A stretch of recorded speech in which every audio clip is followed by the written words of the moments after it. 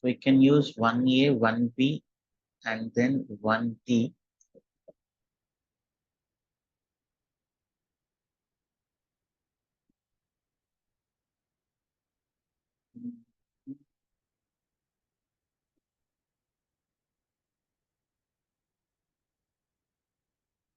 Region here, and then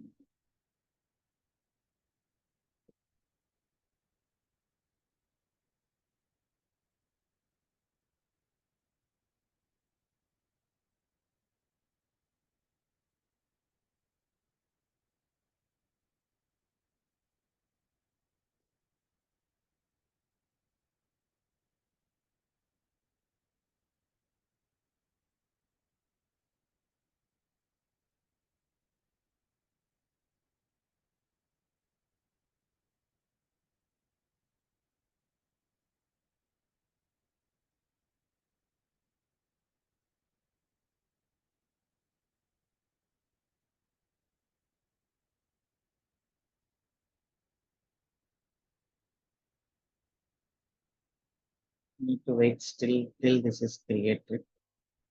So till that time, we can consider this as QA session.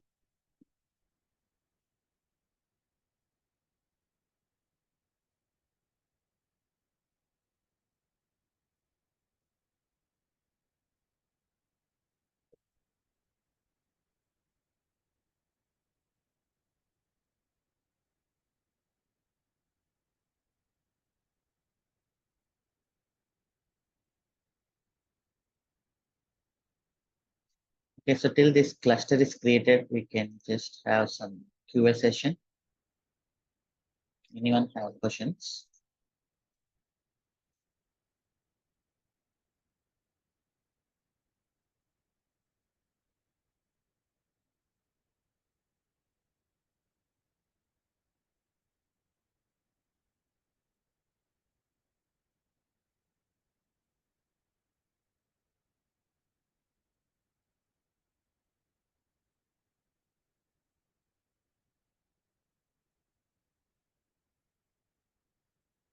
Yes, Aravind, you have some question? Hi, Shiva. Good morning. Yeah, hi, good morning. So my ask is by end of completion of Kubernetes. Mhm. So is it good enough to take CKA exam? Yes, you can Okay. just practice one. Do take one practice test. Okay. Fine, Shiva. Thank you. You can use kubernetes.com in your exam also. Okay.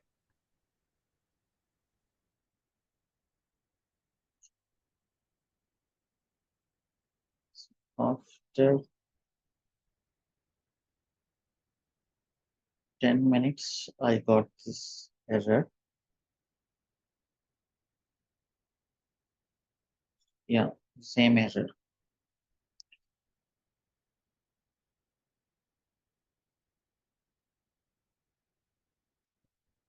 Now I will edit this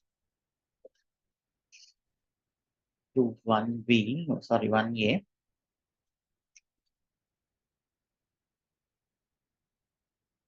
Because it haven't created the subnets here in 1B region. Okay. So KSCTL update cluster command.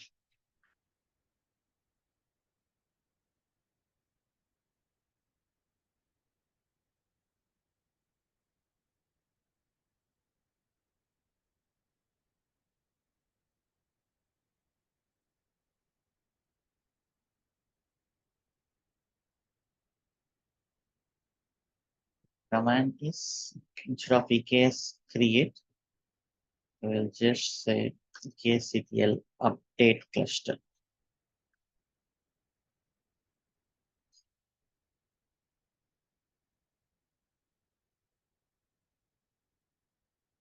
So it is asking to use upgrade.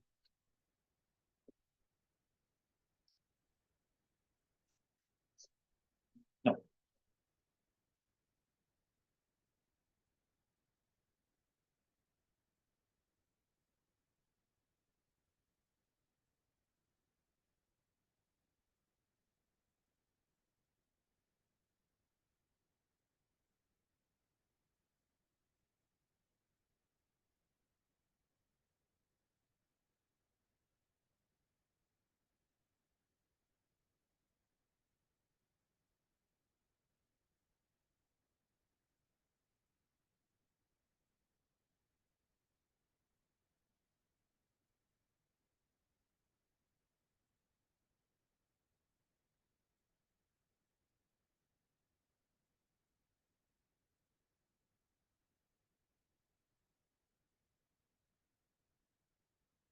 Just running EKSCTL create node group config file equal to eks.nl. So now it will start.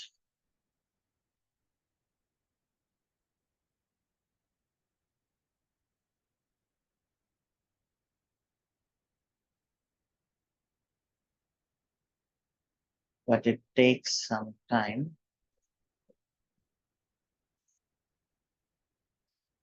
Actually, it should create subnets in every availability zone, but unfortunately, it created subnets only in 1A and 1D. Okay, I'll see that any parameters are there to control.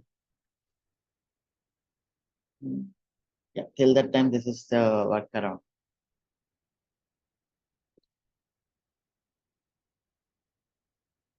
Mostly this problem will not come, but suddenly this problem is coming to me.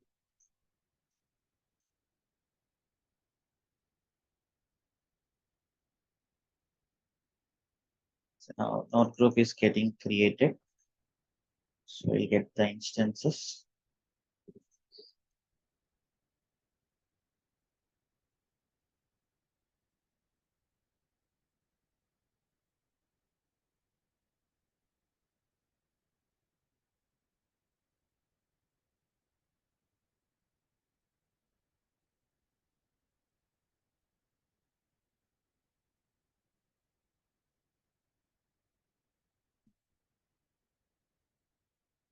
Okay, Varun Yadav, you have some question?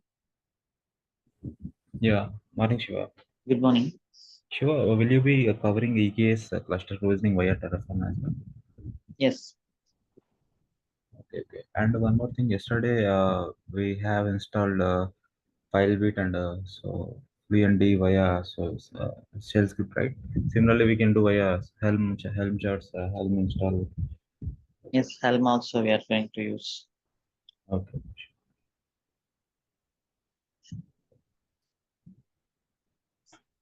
That comes after storage. Mhm. Okay. And we left out the Prometheus and Grafana as well. Yeah, that is also pending. No worries, I'll take some extra sessions. Okay. If it is Yeah. not covered. Seems it is completed cluster.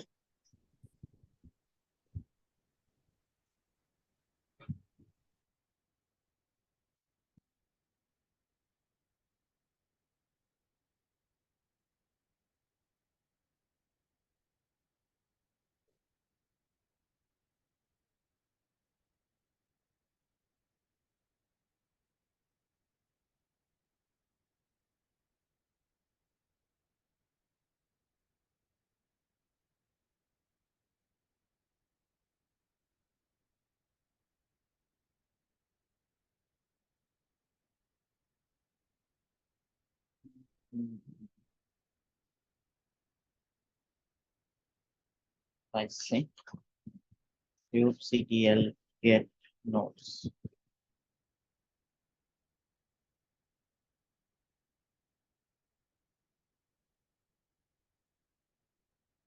Still some configurations going on. Yeah. kubectl get nodes. Oh, no.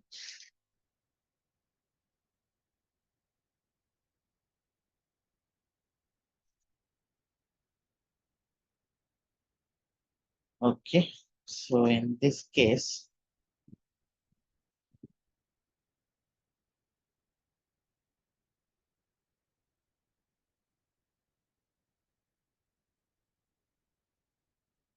kubectl get kubeconfig.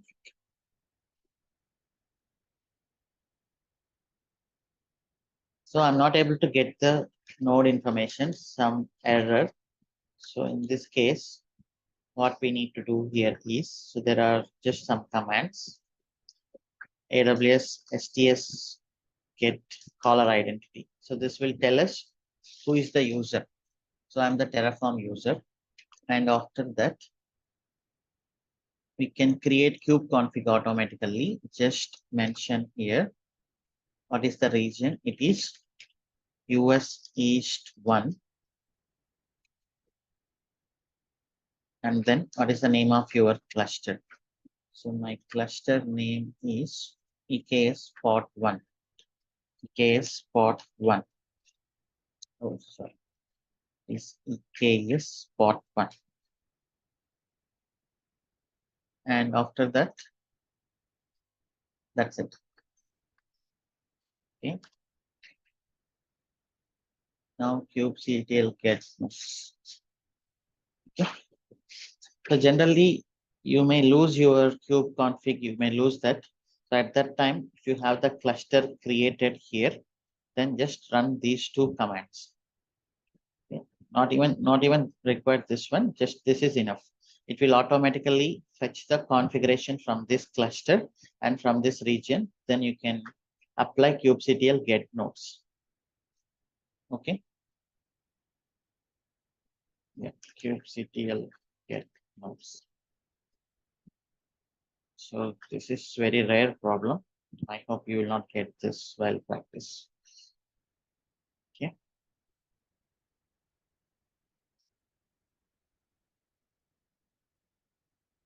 So yesterday we were discussing static volumes, right? So a small recap. So we discussed empty directory, and then we discussed host path. So these two are obviously ephemeral. So used in sidecar patterns to share the storage between containers in the pod.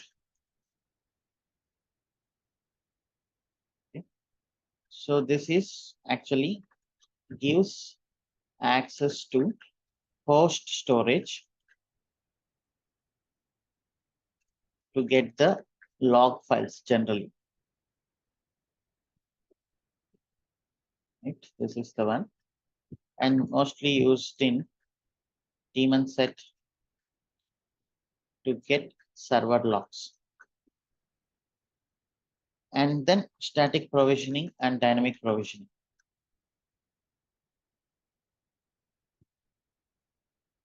So these are permanent volumes. Even you delete the pod and then worker node, so these volumes can exist. And then yesterday we have discussed EBS static volume. So what we did, created EBS volume and then install drivers, EBS CSI drivers, and then give access to worker nodes, and then created PV, created PVC, and finally what we did, we mounted to the pod. Okay, so this is the process we did yesterday. So what is PV and PVC here? PV is a physical representation of your underlying storage. PVC is a claim that a pod can make to get the access to the volume. Okay. So this is the static. So what are the disadvantages of static? So you should have some storage team, or you should understand how the EBS volumes will work. Okay. So you should have some storage knowledge, but we cannot expect the Kubernetes engineers should have the storage knowledge. So that is why we can go for dynamic provisioning. So creation of disks.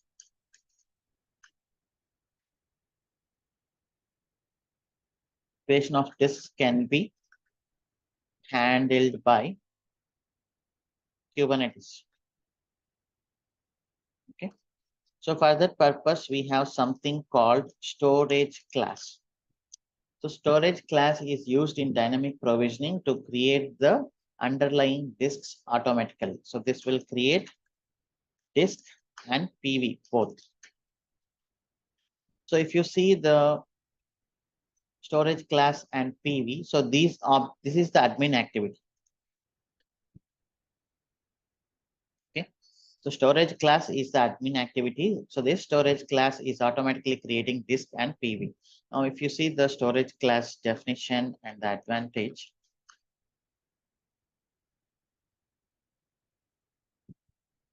describe the classes. They are for different classes might get. So everything is an admin activity. So here they will take care of how the underlying volumes to be created. Everything is through the storage class. Okay. So you no need to worry about that. Our responsibility is just to create the storage class as if you have the admin access. If you don't have the admin access to the project, for example, we are working as DevOps engineer for the RoboShop project. So there will be one EKS cluster.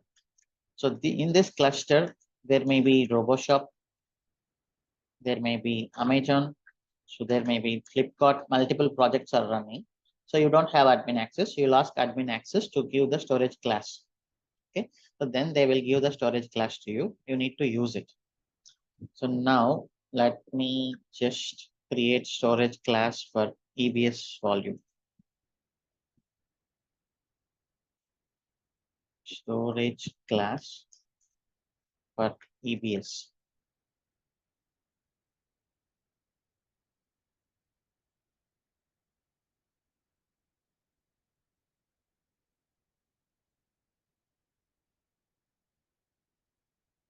Example.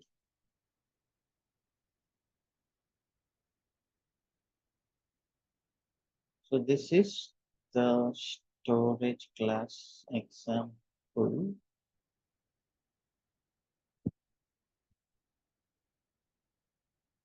Kubernetes and then storage class manifests. So this is the storage class example. Okay, officially from Kubernetes. So let me create K8 resources storage class and EBS dynamic.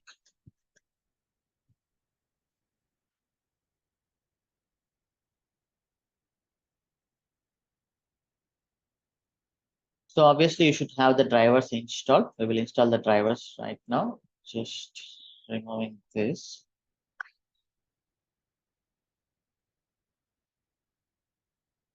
And then, yeah, so you can keep this. So what it is doing here is, so this storage class is connecting the EBS drivers, and then it is through the drivers, it is able to create the volume. Okay. How much volume you have to create, that comes from the PVC. So first thing,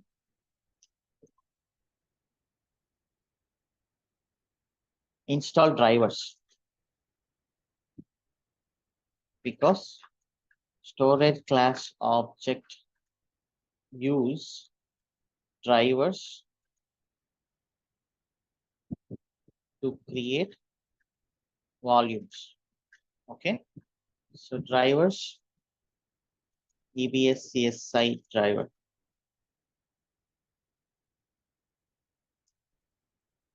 So go to installation and then just run this command. Okay. So now I'm running this command. So driver is created. So this storage class can connect with the driver and create the volume.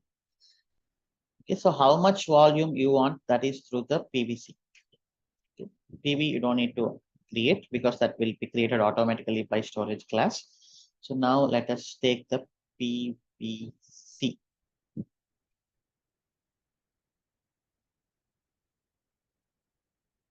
For example, I want 4 GB. Now I need to mention the storage class name. This is EBS ESC. Okay, and then now let us create our deployment.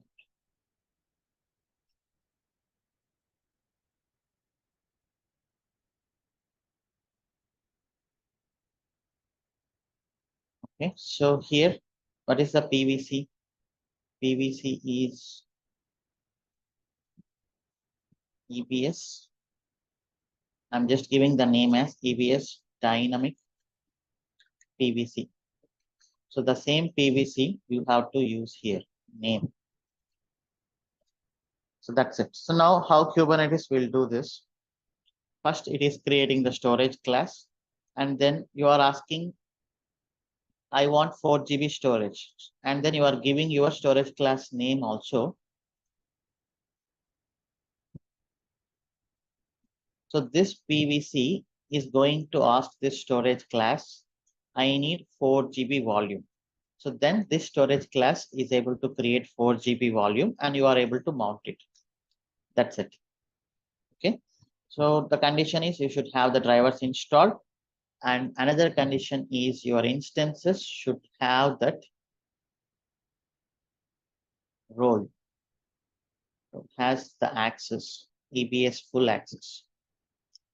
Because where are the pods ultimately running? So are the pods not running in EC2 instances? Just answer in the chat. So I'm saying pods are running in EC2 instance. Is that correct or not?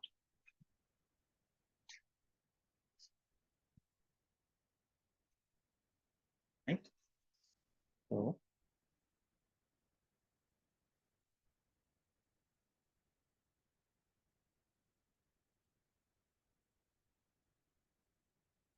something. So this is the EC2 instance. Even you run the cluster, ultimately underlying things are the servers only. So this is one EC2 and this is one EC2. So this master is only to give controls.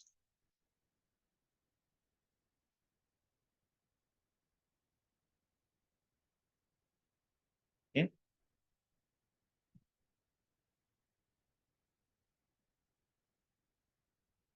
So we have this one EC2 and you need EBS volume.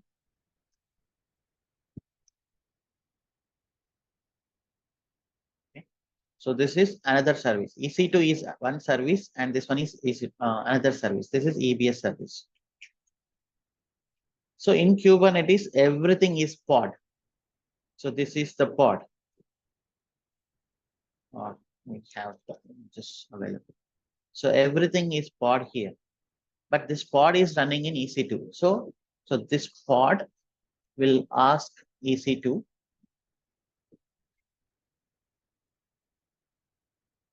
and this EC2 has to create EBS. So ultimately your EC2 instance should have the access to create EBS. So that is why I am going to give here EBS full access for the instance. Okay. Add permissions, attach policies, EBS full access or EC2 full access.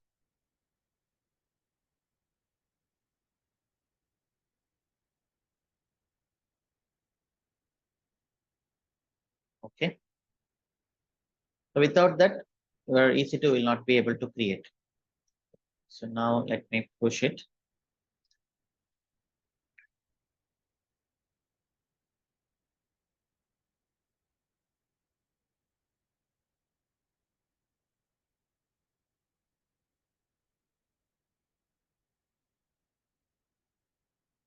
Git pull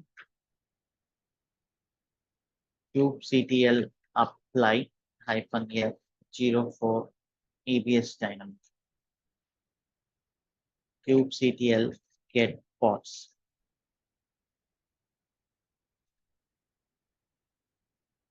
Okay, container is getting created. It is running. So if you go and then see your EBS volumes,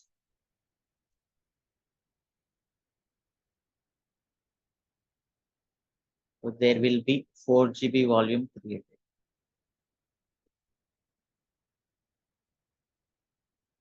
Okay.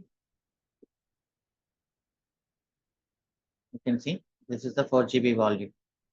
that came from our Kubernetes.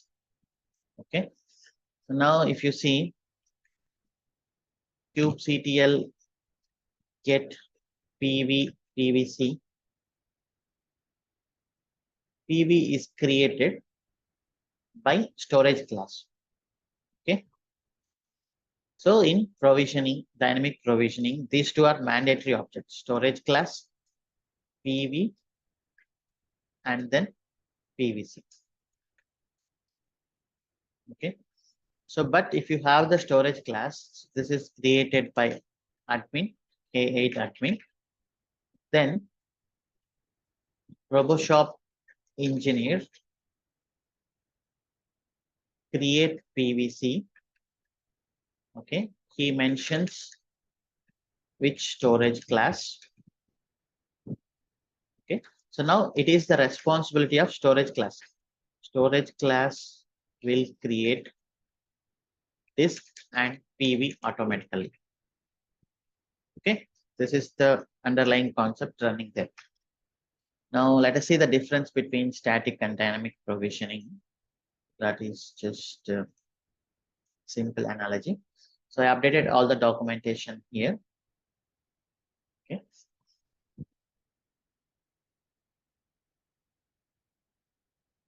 So this is like a static provisioning. So we can just compare this. So you are the kid. So instead of asking your father the money directly, you will ask your mother, then your mother will go to father and father will get the money from here. So just understand this for simplicity. So this is the pod like kid. So pod will ask PVC.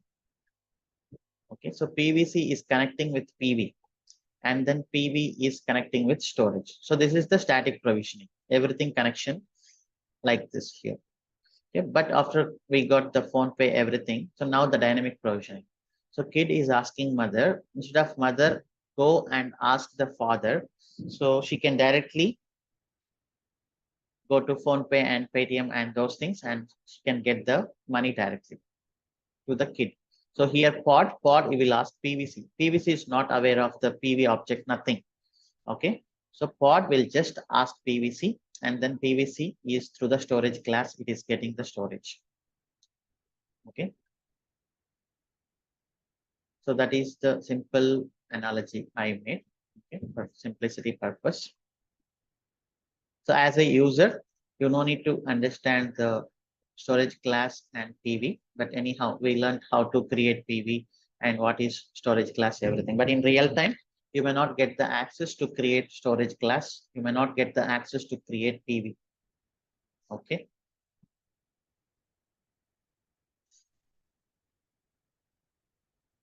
So that's it of EBS. Now, let us just see the EFS.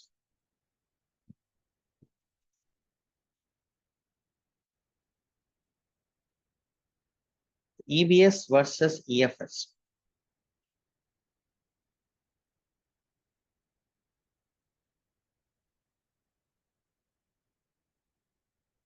EBS is block store.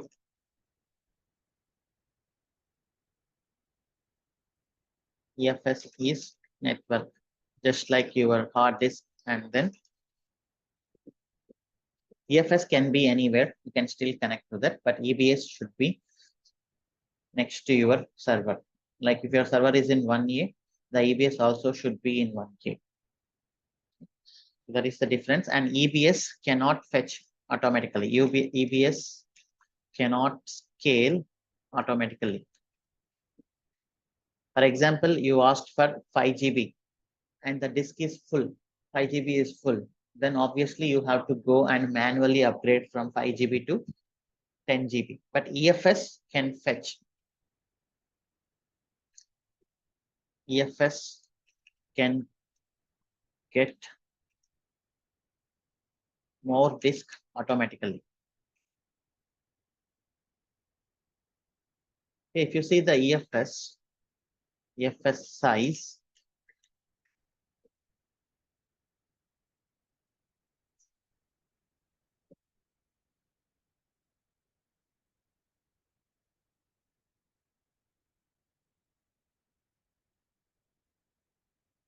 can say this 47.9 TB. Up to 47.9 TB, you can use that EFS. So obviously that is not practical. So if you are using EFS, you no need to worry about the size. That is the difference. Now let us create one file system. EFS static. Okay. And it should be in our VPC. EKS cluster VPC. This VPC is created automatically by EKS CTL. Okay. I'm just creating one file system. This is immediately available. Okay. So right now the size is just 6 KB, but it can go up to 47.9 TB. You don't need to worry about the space is over. Everything can be handled automatically. So here, since it is a network storage, there will be security group.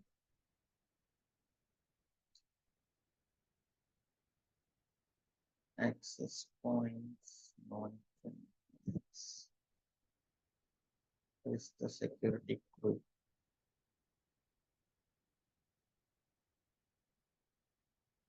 Is getting created.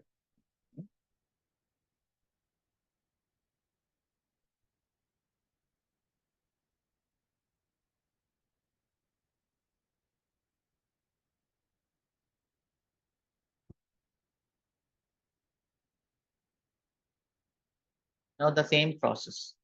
EFS static provisioning process is same. Create EFS file system.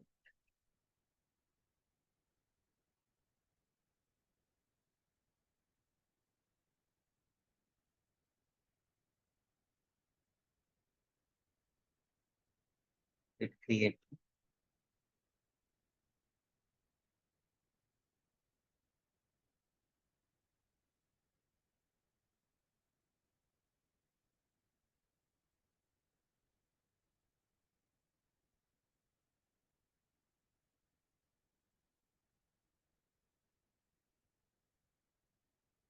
So it is created.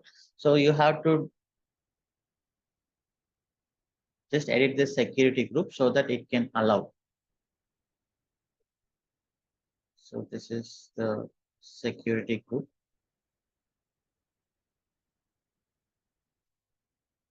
So here you just need to allow the inbound traffic. Okay. I'm just giving all TCP and then save. So since it is through the network, you have to create the security group. Edit the security group to allow traffic. Okay, that is one thing. And obviously give access to EC2 to access EFS. Okay, so now we have the worker nodes. So all worker nodes have the same role. You just edit in one worker node, that is fine. This is the role. Here give access to EFS.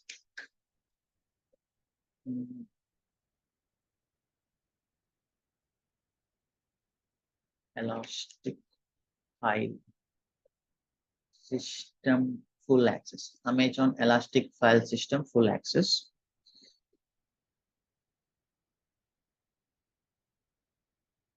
And then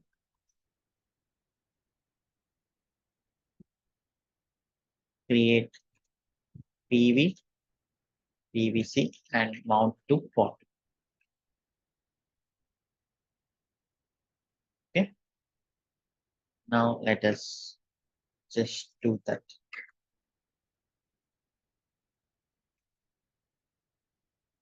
EFS static dot aml.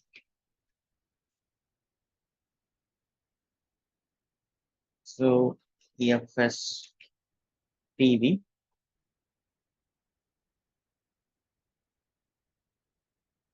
And drivers also need to be installed, right? That is the main thing.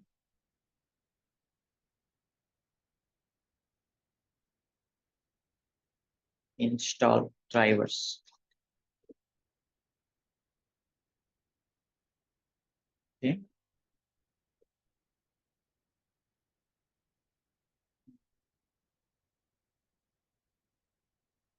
So let us see this documentation.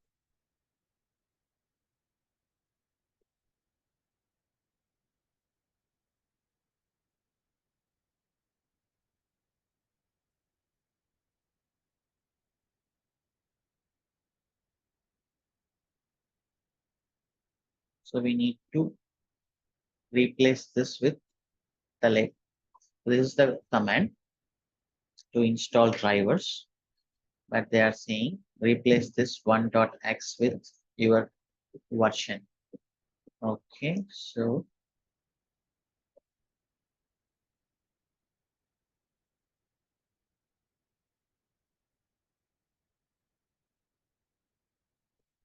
I think 1.7 is the latest version.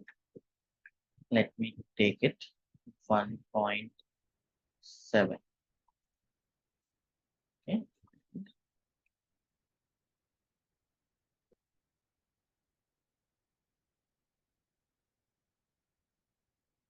And I should not do it here inside the repo. I'm just doing it here.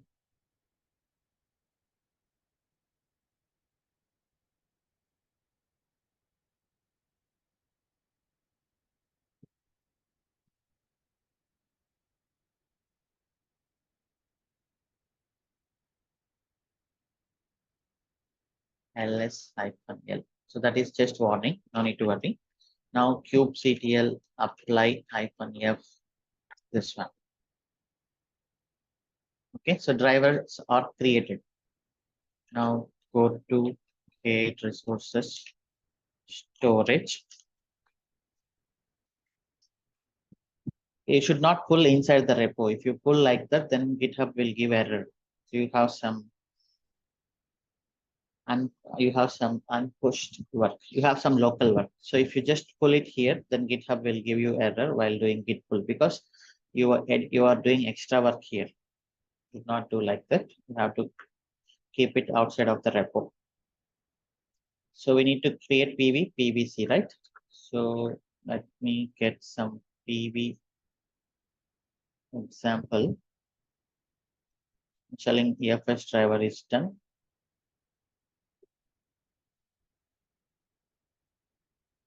Storage class. This is the dynamic. These are drivers. EFS PV.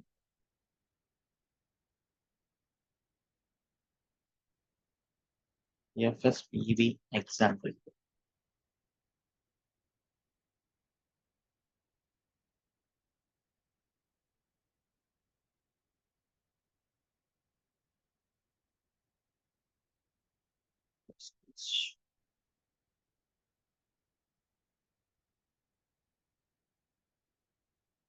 You can take any example from internet.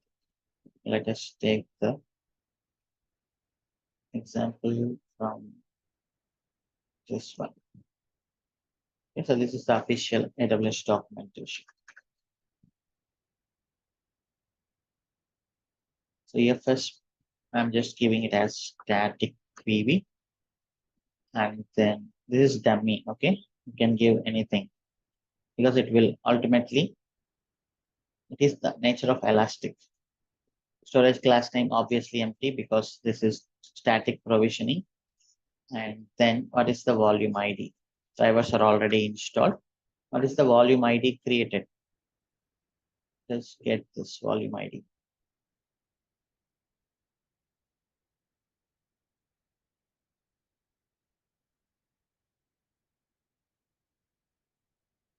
Okay, so this is the volume ID.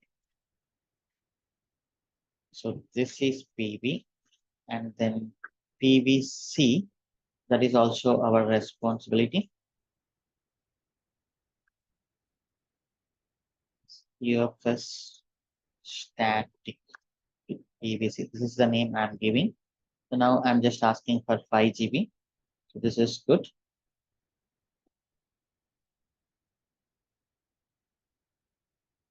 And PVC name should be mentioned.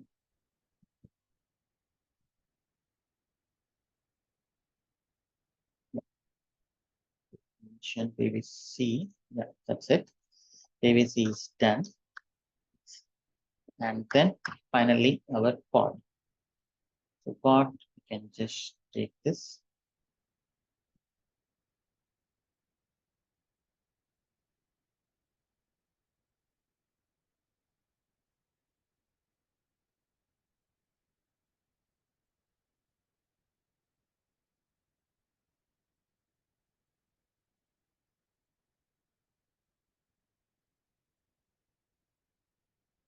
But in pod definition, give the PVC name this one, UFS static PVC. Okay, that's it. Now let us push full kubectl apply -f 05 EFS static kubectl get pods. You can see it is getting created.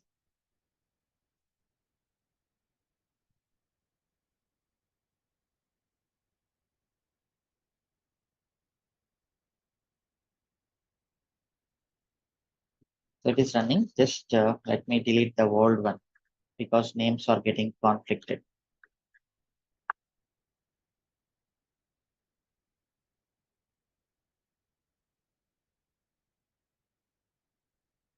kubectl get pods. Okay, so this is running properly. So this is the process of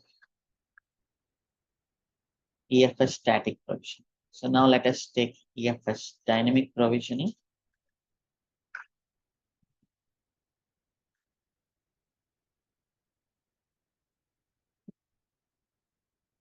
Drivers are already installed and access is already given. Now let me delete this kubectl delete -f EFS. Okay.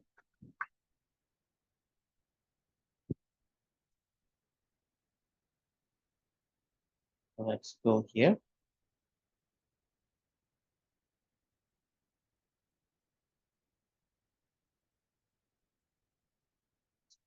This is fine. So first delete this, the EFS static one, okay, and delete this one also. Otherwise, you will be charged.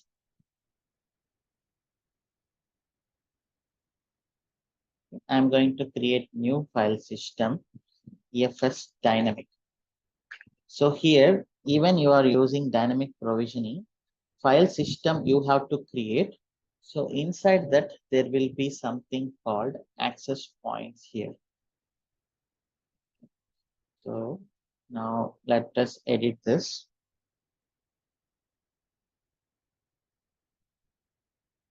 EFS storage class example. Just taking the example. Yes, drivers Kubernetes, not stateful set, storage class. Is there any storage class?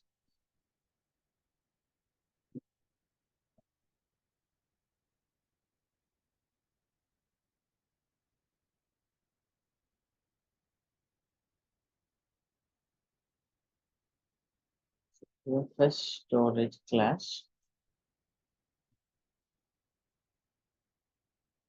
This one.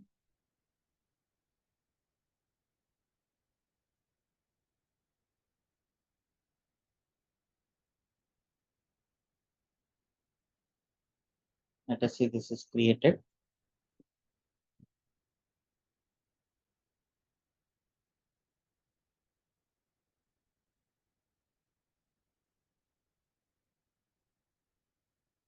this is done. Now again, I'm editing the security group.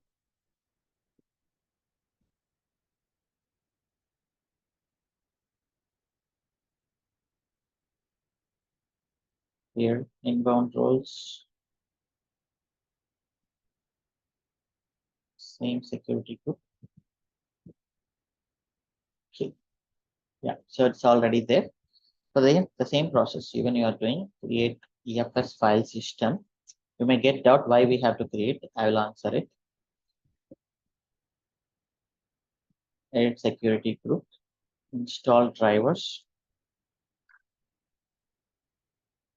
and then this is one. Okay. So now let us take the example of storage class, EFS dynamic. EFS dynamic.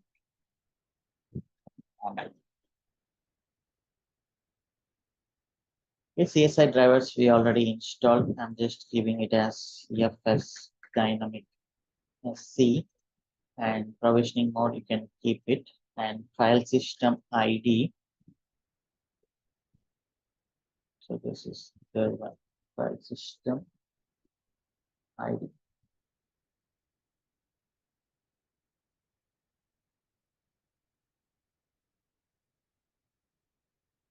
So these are all optional.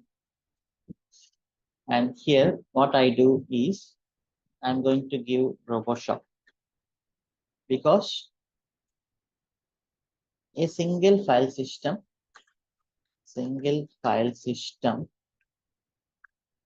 can be used by entire company. Okay. So now what is the difference is we will create storage class for each project. So that is, I can say this is EFS dynamic RoboShop. So all the things comes under this RoboShop. And then if you want it for Amazon, then Kubernetes administrator will create another storage class for EFS dynamic Amazon storage class. And then for Flipkart, EFS dynamic Flipkart storage class. Okay. So you don't need to create multiple file systems in your company. A single file system is enough for any number of projects. That is the EFS. Now you will see how that will be created. Same again, give PVC and then pod.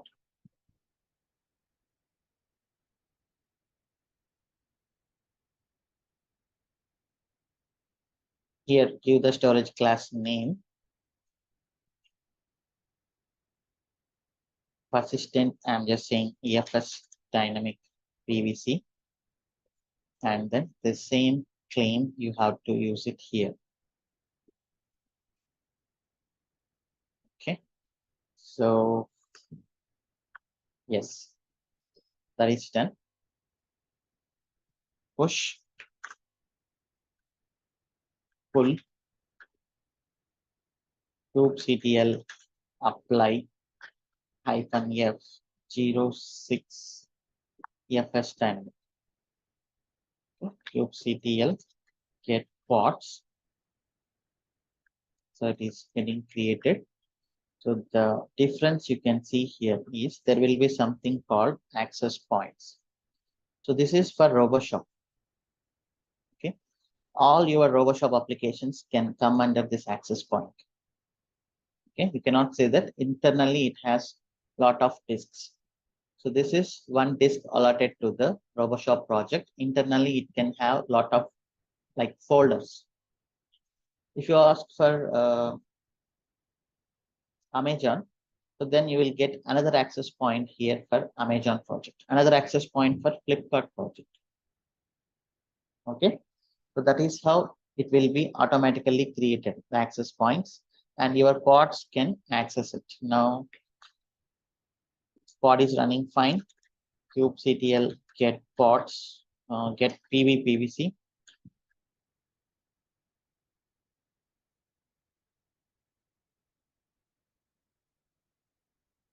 So now you can see PV is already created. Okay. That is automatically through the storage class. But this one, EFS file system, even in the dynamic provisioning, you have to create it, but the mount points can be on inside the mount points, there will be folders. You cannot see that folders. Those folders will be automatically created by Kubernetes. Okay.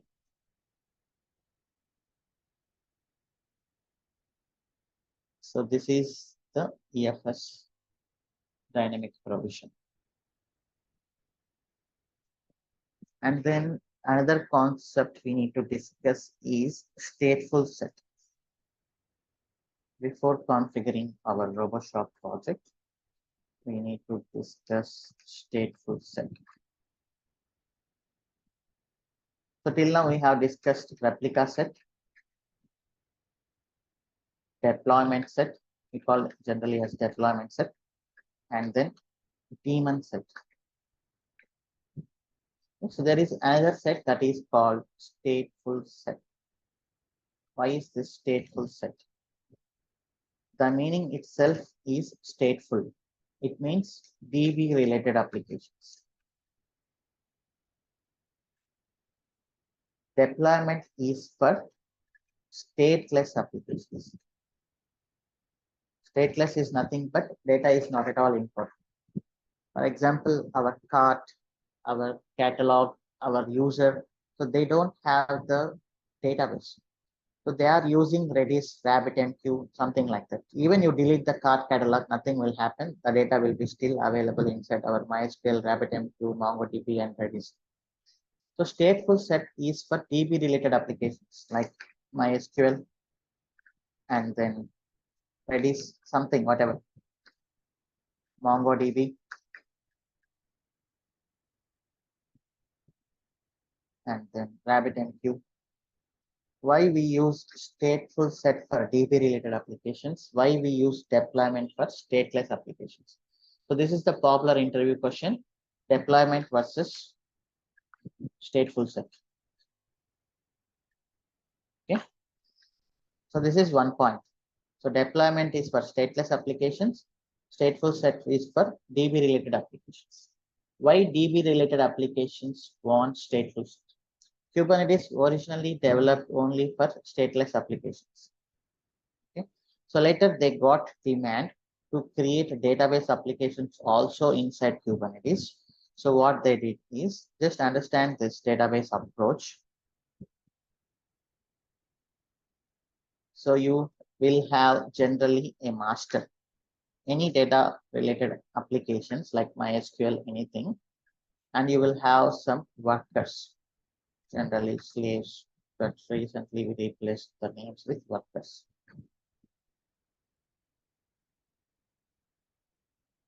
Okay.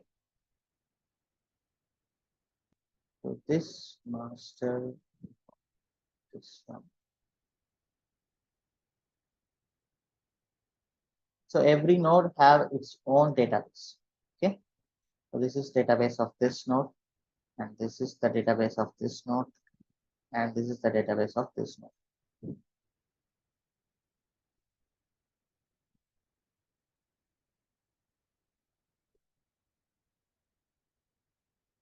Node 1.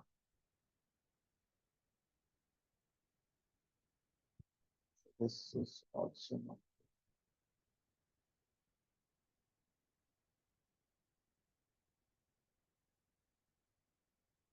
This is node 2. This is node 2 database. So every server have its own database. Now understand a simple thing. First, someone is creating the user. Okay, like in RoboShop, maybe the master is sending the request to node 1 as part of load balancing. So this one, node 1 is creating the user and storing its database node 1. Immediately another request is coming to log in the same user. So this master is coming. This time, if it goes to the node 2, so it is not updated here. So just understand this. DB related applications, how they work. Just with our common sense, no need to be a database administrator. So the request is coming for node 1 to create the user in database. So once the node 1 created the user in this database, what it will do is it will send communication to all the nodes in the cluster. Okay. So hey, node 2 and node 3, I just got a request to create the user and then I completed it. So these are the details, update in your own database. So the remaining nodes will update in their own database. So this is how the DB related applications will work. Okay. Read requests, not even a problem. Okay. Write requests or update requests or delete requests. So these kind of some modification kind of requests, if any node get the request, then it will send, it is the responsibility of that particular node to send communication to all other nodes about that update. Okay. So in deployment, if you see, so this is something random name, but stateful applications need to have same name and identity. Okay, if you are changing the names frequently, then they cannot communicate with each other. Okay, so the difference between, we will see that anyhow. Stateful set will create pods in orderly manner. For example, if you ask for 3 replicas, Nginx 0, Nginx 1, and Nginx 2 will be created orderly. Why we need orderly? Because you're asking for 3 replicas. If one node is failure, obviously the data discrepancy may occur. So it has to be completely success. So stateful set, what it will do, it will create first pod. If it is success, then it will go to the second pod. If it is success, then it will go to the third pod. So this is the stateful set behavior. But deployment, it can create the pods, all the pods at a time. Okay. Deployment can create many pods at a time. Stateful set keeps the pod identity same for the communication. Okay, and deployment will use service, but stateful set, it is mandatory to use headless service. So now the question will come immediately from interviewer. What is headless service? Okay. So before that, I need to tell, we need to just run this and then see what is the difference. Stateful set Kubernetes.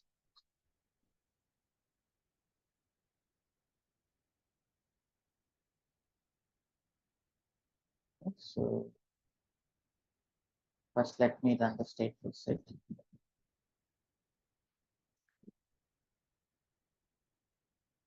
I'm keeping it inside the sets here. Stateful set dot camel 03.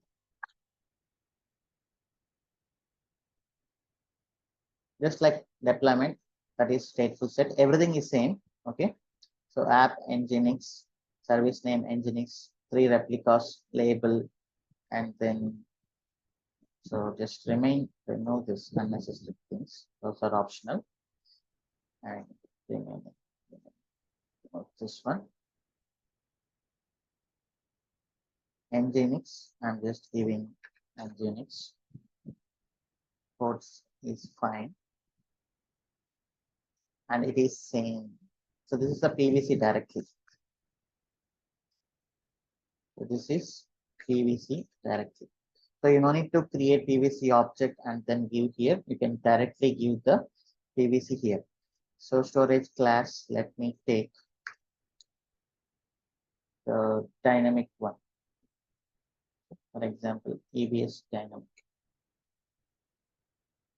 EBS SC. Okay. So this is dynamically getting the 1 GB. So let me just give it for 2 GB. Just for differentiation, because I already have 1 GB volumes there. Okay. So just understand this stateful set. Everything is same as deployment. Okay. But while creating, you will see the difference.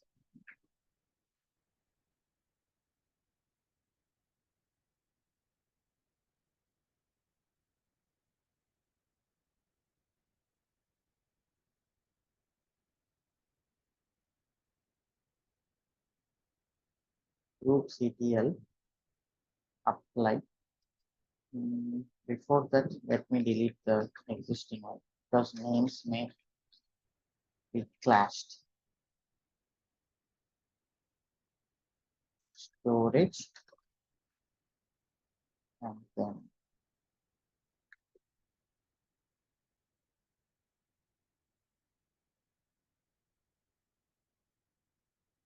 oh shit, I need to delete this.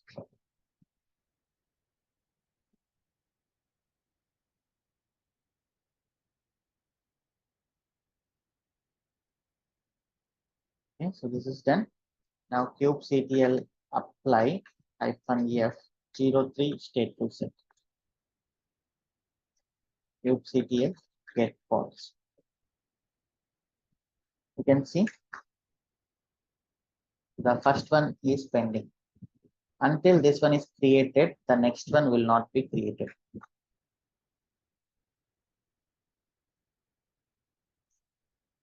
Do you know the problem? kubectl describe pod web -0.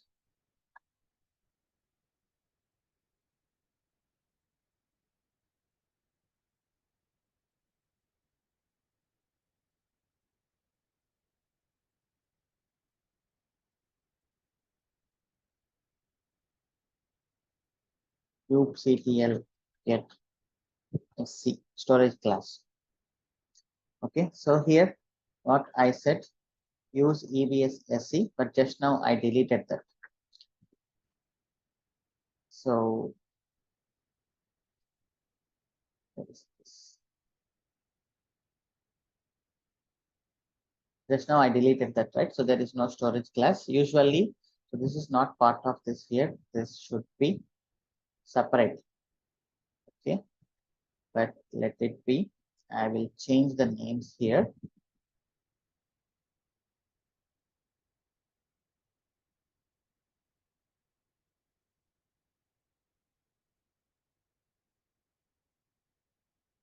Ending is stateful. Just giving the names as engine stateful. Image name is same. That's it.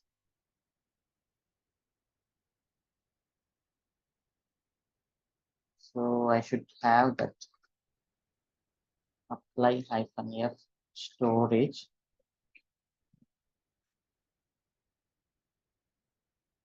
'04 EBS dynamic. Okay, so now the storage class is created. Earlier I deleted that. That was the problem. Now git pull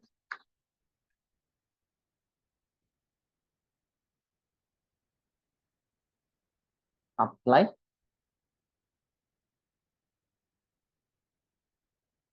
Okay, there's something wrong. Delete that first.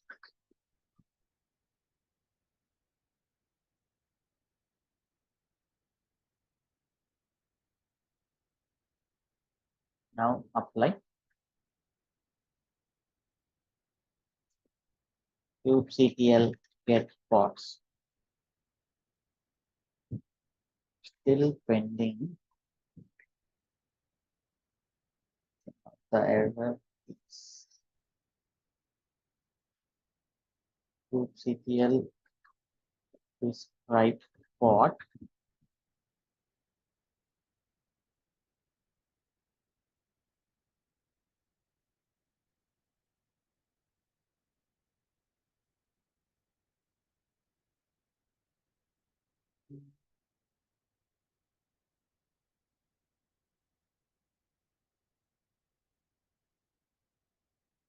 so that is small kubectl get pods pvc.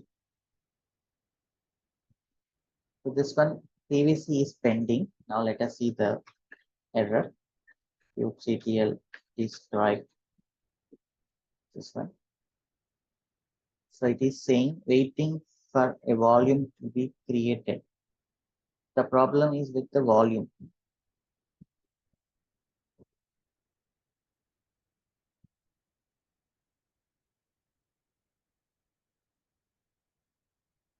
Why is it? Okay, you can see the volume size is invalid for IO1, at least 4 GB in size. So we need to mention at least 4 GB. So that is a problem. kubectl.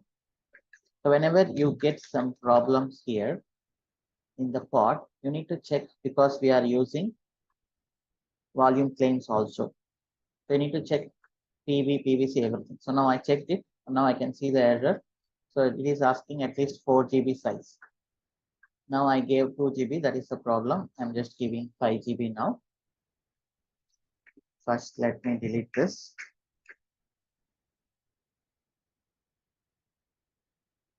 And git pull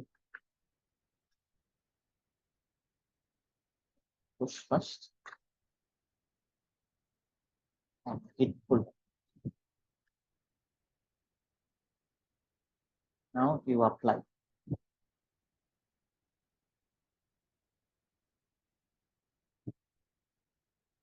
kubectl get pods.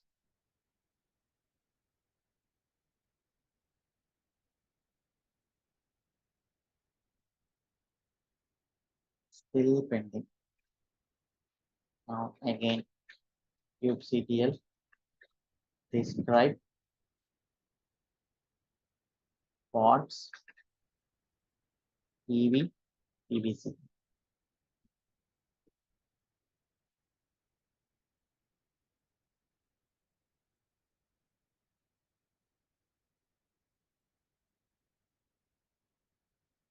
kubectl get.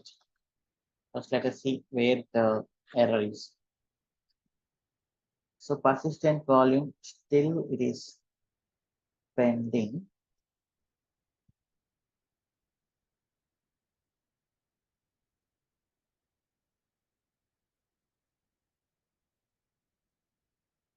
So let me just describe this kubectl describe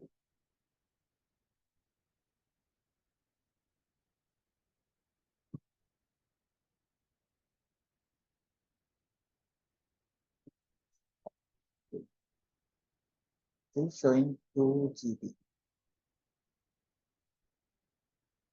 Cat 03. Let me see this.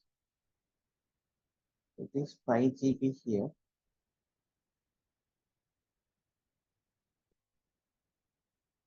It is still saying that.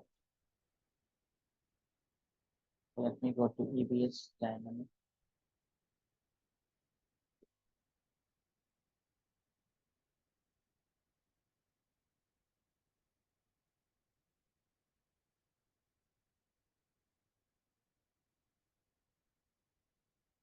Let me delete this first.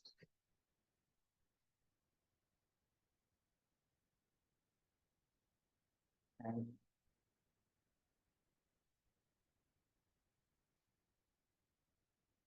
so this is the old one actually. Can you see this?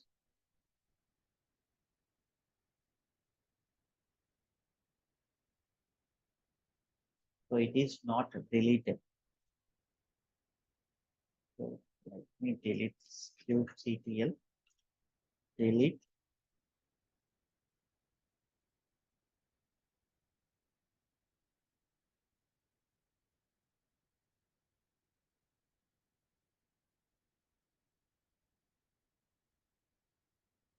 Now apply.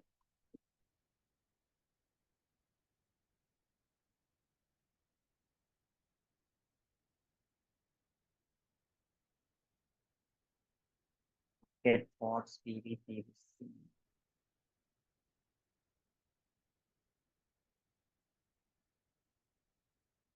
Now it is bound. Okay, it is creating container. Now you can just see web 0 is into running state, and then web 1 is in created state. Now web 0. So web 0 is running and web 1 is creating, and finally web 2. So this is the orderly manner for stateful applications. Okay. So the problem here is why this thing. So here everywhere I used the same names. So Nginx, here also Nginx. So here also Nginx. Everywhere it is the same thing I copied. So when you are practicing, just change these names. Okay, change the label names, those things. Otherwise, you have to delete the resources.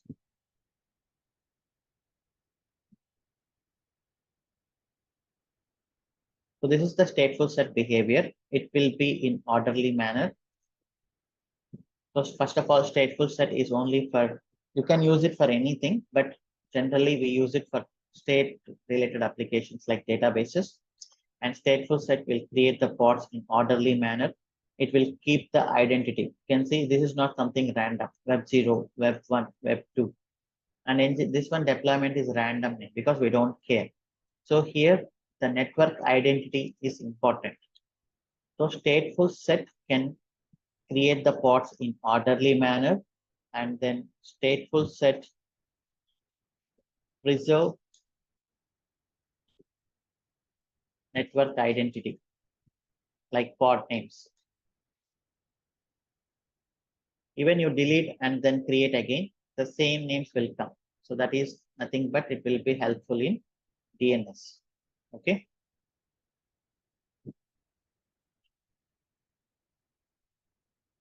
And the final thing, what is headless service? So we'll complete this and then we can end the session.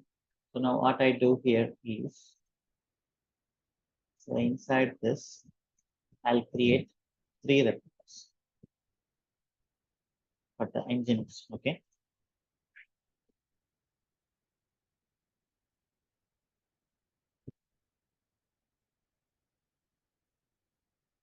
Which kubectl apply -web 04.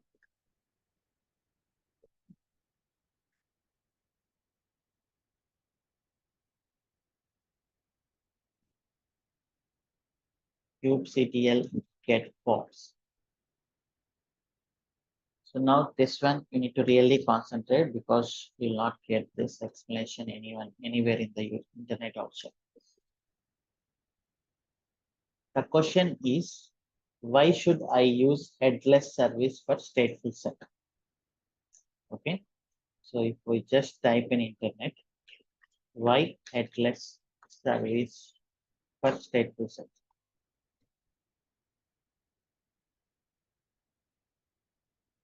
So you may not get straight answer. I did this research long back.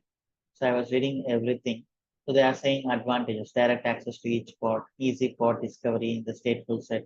Pods can be addressed more generally, something. So these are the advantages, the list of advantages everybody will give you.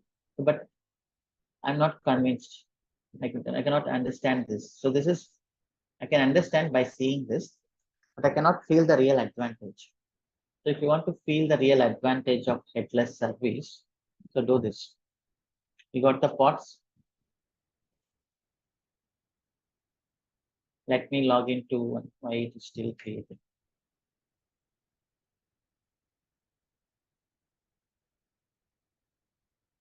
Maybe the resources not available.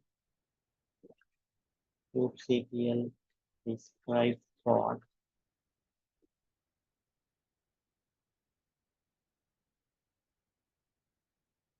Volume is already in use.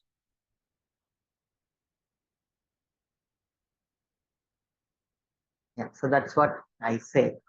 Usually you should not use volumes for deployments. Okay. Other replicas will not get attached. That is the difference, right? So I'm giving 3 replicas. Already one pod attached to this volume. Then since it's a hard disk, it cannot attach to another volume. So it cannot attach to the same volume. So that is the disadvantage. You can see the error also here. So let me take one deployment. So this one. Okay. 10 replicas. kubectl apply -f sets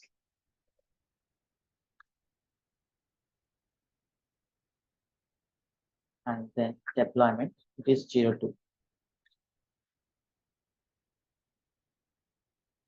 Okay. kubectl get pods.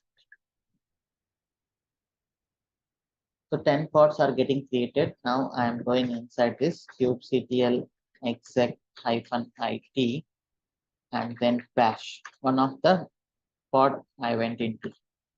So now here, if I say curl, so this is the service. So there is no service attached.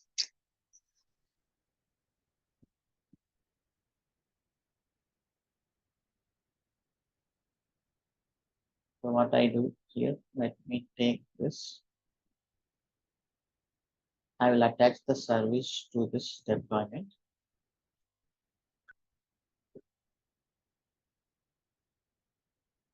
Okay, Nginx service, and then matching is this one.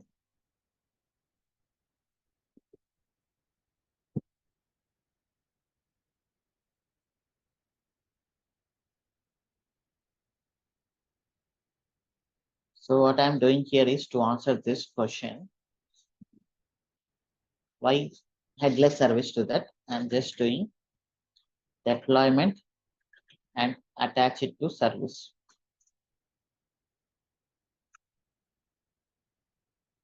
Okay. So this experiment. Now I did this one. Let me push.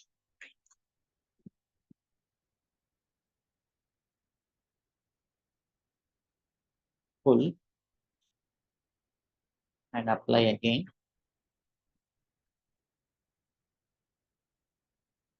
Now exec into it. Curl Nginx service. What do you think the response? Not curl, ns lookup. Maybe the command is not available. Cat etc star this Debian ns lookup install Debian.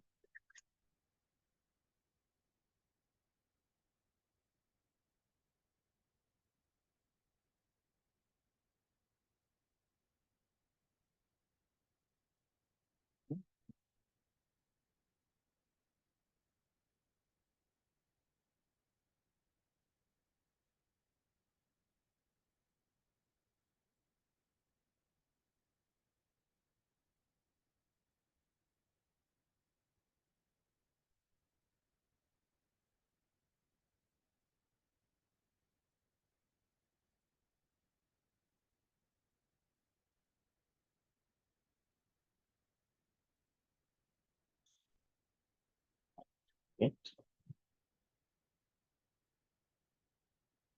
Install DNS utils.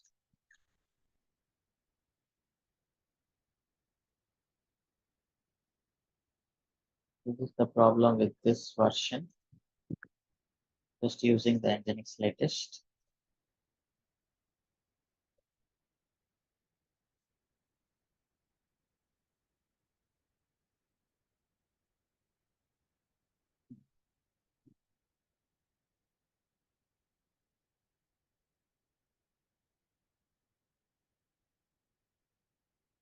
So what I'm doing here is I'm just running one deployment kubectl pods and attaching to the service. Okay, kubectl exec -it and then bash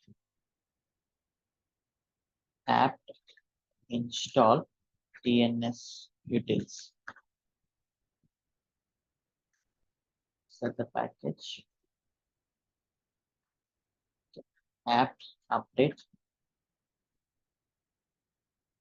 apt install DNS utils. Yes, install. This is installed. Now ns lookup nginx service.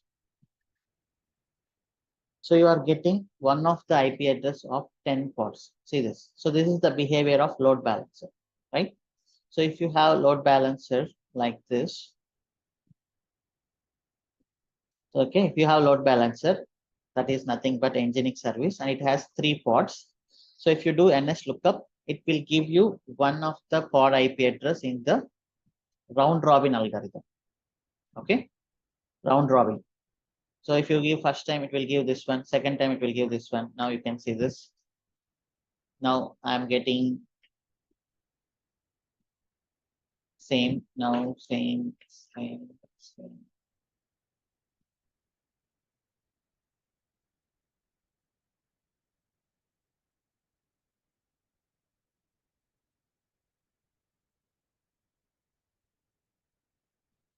Getting same, but it is 15.110. One of the pod IP address.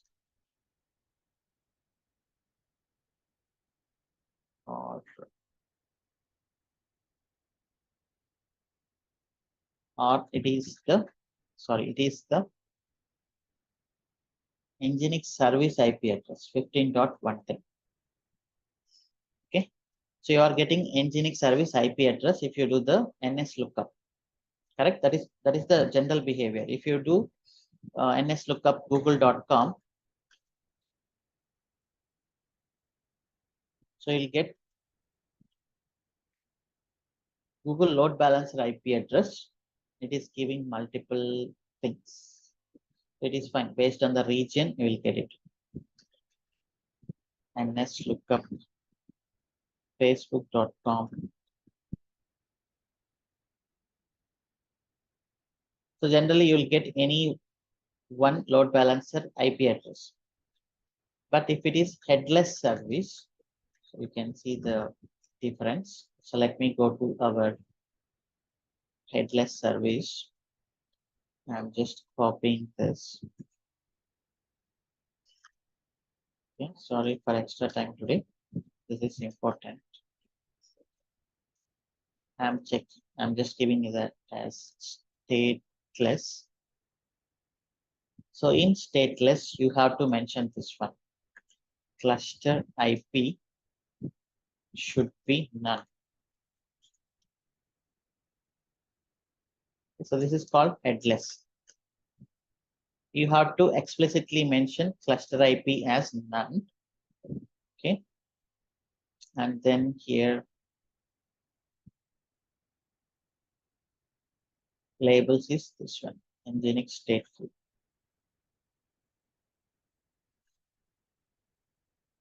Okay. And we have 3 pods running already. Now I am pushing this.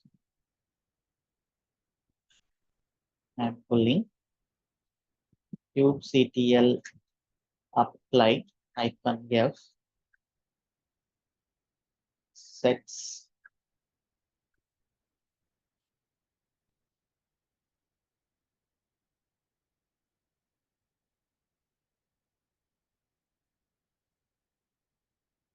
stateful set.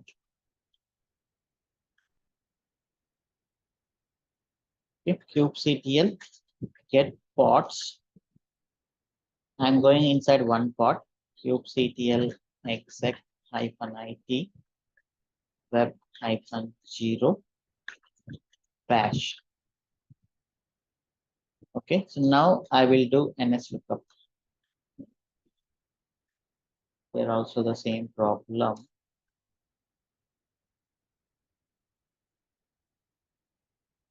No problem. It is the Nginx latest image. App update, app install, DNS utils.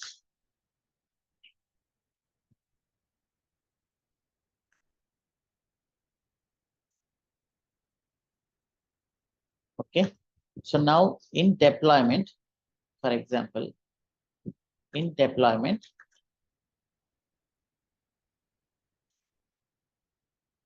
curl nginx or ns lookup nginx -service will give IP address of service, right? But in stateful set, let us see this.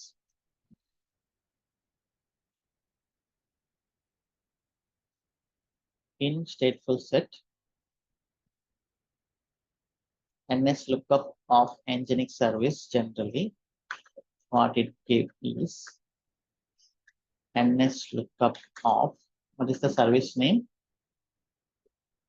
Nginx stateless. Now you can see you are getting 3. What are these 3 IP addresses? kubectl get pods -o wide 25, 25, and 191. 25, 25, 191. So you are getting the IP addresses of the pods. So why we need this behavior? So earlier I explained you. Whenever node 1 gets the request to create the user, it has to communicate to other pods. How node 1 can understand how many worker nodes are available? You can guess the answer. How node 1 can understand how many worker nodes are available in the cluster. Okay, right now, today it may be 3 and tomorrow it may be 10. So node 1, what it does internally is, node 1 will run this ns lookup, the service attached. Then it will get all the nodes available. Okay? Then it will send communication to all the nodes. So this is why we have to use headless service. If you don't use headless service, you will get only the IP address of the service. Now you can see kubectl get svc. There is no IP address for stateless because we don't need that. If you give this one, then you will get all the available worker nodes, all the available pods available in the cluster. So this is MongoDB stateful set. I created 3 pods for high availability. So the request is coming from MongoDB 0 pod and it will do internally. This will happen like this. Okay. So once this one is updated the data inside this database, then it will run this command ns lookup and something, the service name. Internally it will run this and it will get all the IP addresses available. Then it will send communication to all the servers. Okay. So this is why we require headless service in stateful set. Okay. So we can stop till here and then tomorrow we will configure our Rovi shop, MySQL, everything with stateful set and the applications with deployment. Any questions? Srihari, you have some question? So actually you said like K8 admin, right? Previously. Like, are there any difference between the DevOps engineers and like K8 admins? Or else like a DevOps engineer can also work as a K8 admin? That is based on the project. If one Kubernetes is handling multiple projects like RoboShop, Amazon, and Flipkart, Okay. so there will be a separate Kubernetes administrator. If you have your own cluster for your project, only one RoboShop, then DevOps engineer will become Kubernetes administrator also. Okay. Like what are the roles will we get like once we get into as a DevOps engineer? Yeah, like if you can explain. So this is what we have been discussing from last 60 sessions, right? No, So you no, will be actually, asked to do any work. okay, okay. Okay. So you will have a team of 4 or 5 members. So we are learning everything: CI/CD, Ansible, shell scripting, cloud, Terraform, Kubernetes, Docker. So each person may handle one work, but for interviews, you need to answer everything. Okay, okay. Understood. Okay. So this is the complex topic of entire DevOps and cloud, the stateful set and static and dynamic provisioning. But anyhow, static and dynamic provisioning was easy. We are able to get it. But this one, stateful set, you have to really understand that. So this is the, I read many things and I understand after doing like this. So when you are practicing, just try to convince to the point. So when there may be a cluster of databases. Okay, so if one node get the request, it is his responsibility to update to all the other nodes. So that is why we are using headless service.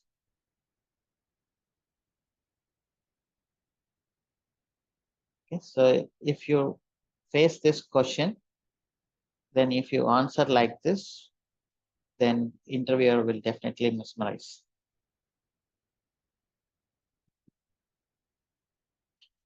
Any questions you have?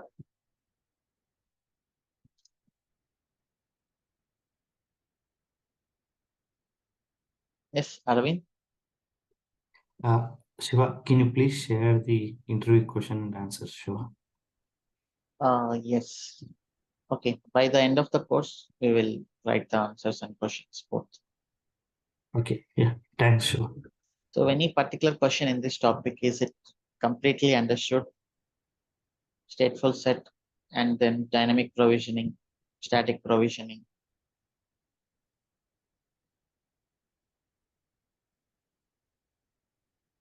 Okay, so finally, just 2 minutes, we need to delete the cluster. So while deleting, you may face problems because we did some extra things apart from EKS. So I created this one, EFS, and then volumes. I need to delete them. Otherwise, your cluster may not be deleted. So kubectl delete sets 04, this one.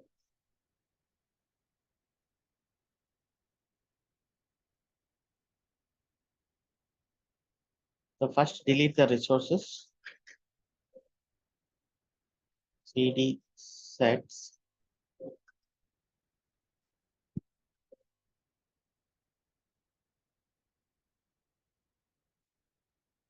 kubectl delete -f02 deployment. So delete this and then kubectl delete -f03 stateful set. Delete this.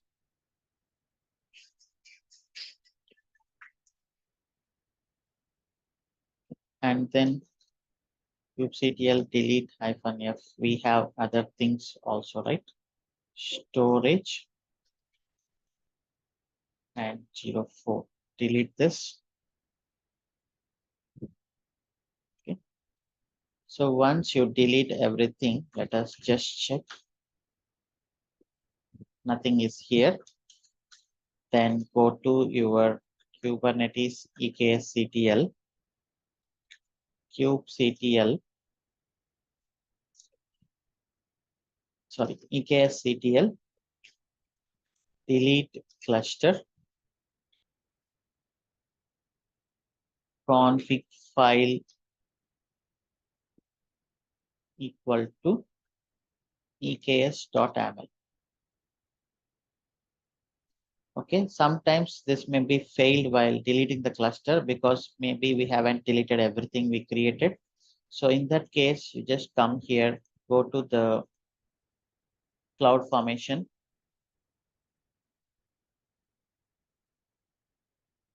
Okay, first delete this one, node group spot. So this is the node group you have to delete first. Once this is deleted, then you can go ahead and delete the cluster. Okay. So that's it for today. Have a nice day. See you in tomorrow's session. Bye bye.